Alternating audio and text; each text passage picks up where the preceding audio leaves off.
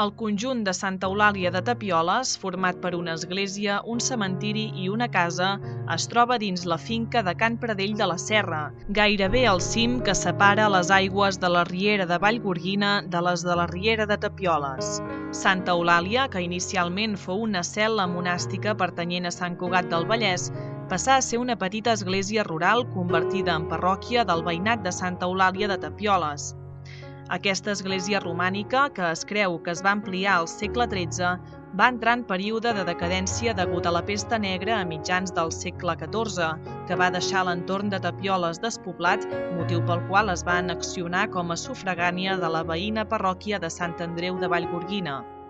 Es creu que en aquests anys posteriors a la pesta negra, Santa Eulàlia es trobava en ruïnes i va ser reformada en època barroca, conservant l'absis, els carreus i altres estructures romàniques originals.